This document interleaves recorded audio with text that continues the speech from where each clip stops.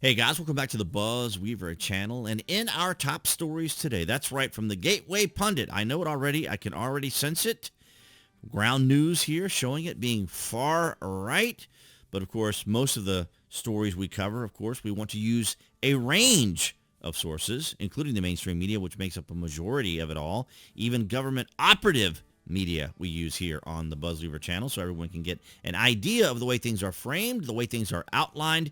And of course, now we get an opportunity to see how the right, the far right, as the left sees it, this is the only time they get to see how things are framed and how things are constructed, how headlines are written, how the exaggeration and sensationalizes plays out. They will notice this, but when it comes to the left, apparently they just don't see it. And that's why we're here, is to point these things out. Sick. Climate scientists suggest culling the human population with a deadly pandemic to solve the climate crisis. What a knee-jerk reaction.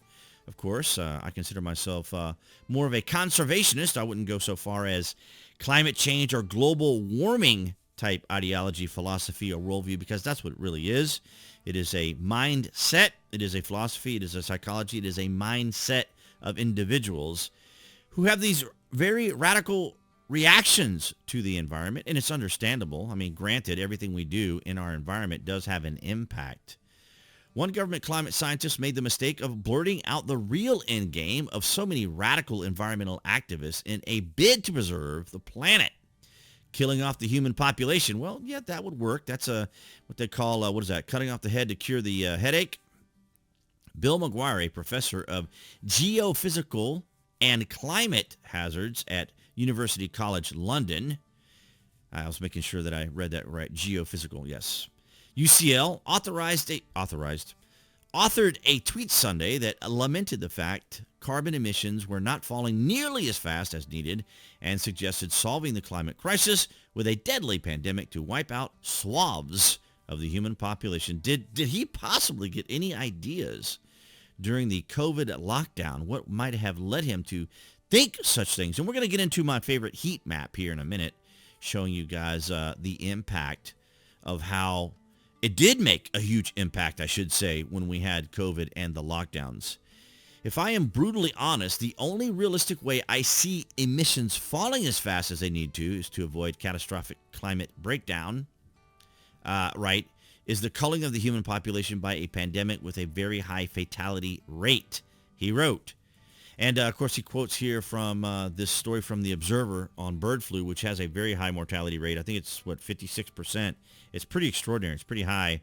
It can pass from animals into humans, of course, but if we take precautions and become aware of what's going on and so forth, we can kind of keep it out of the way. Now, this tweet was later deleted, obviously, and then, of course, he comes and defends himself.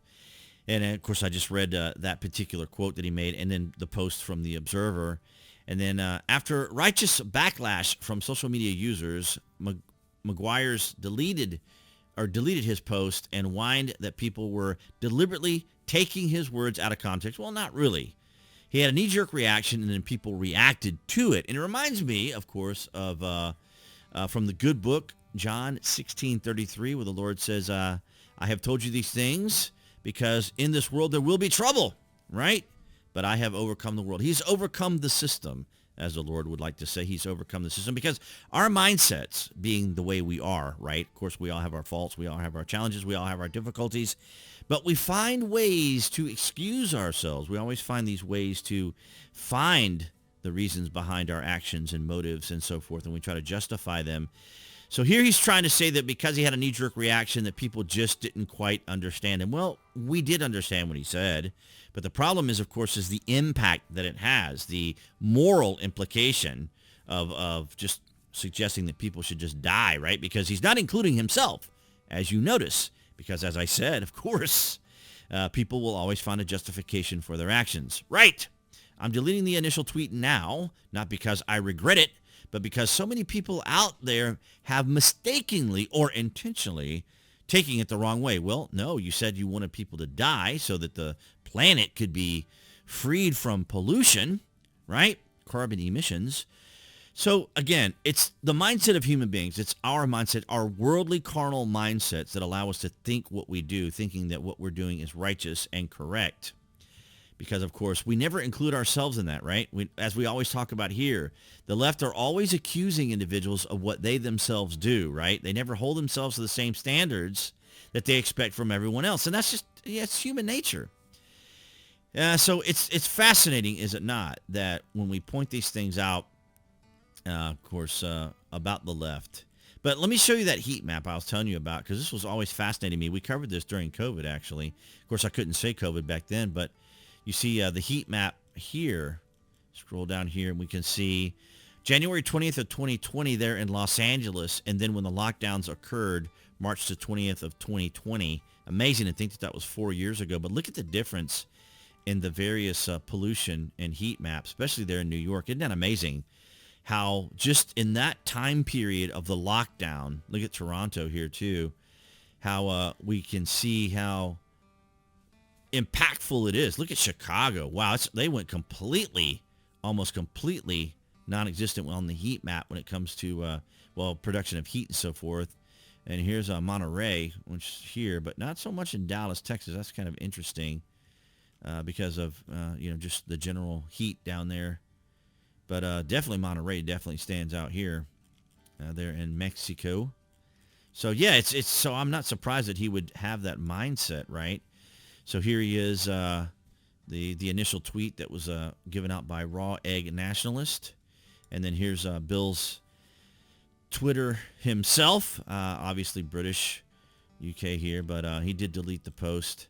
And, of course, he just goes on about all his stuff. But he's a volcanologist, climate scientist, writer, broadcaster, activist, not surprising, socialist, not surprising, and best-selling author of Hothouse Earth, an inhabitant's guide. And he writes, or has written articles for CNN, or opinion pieces, I should say, because, of course, with this sort of radical ideology, philosophy, and worldview, despite his credentials, besides him being an authorized voice, as YouTube likes to say with some of these individuals, he did go a little overboard with his reaction.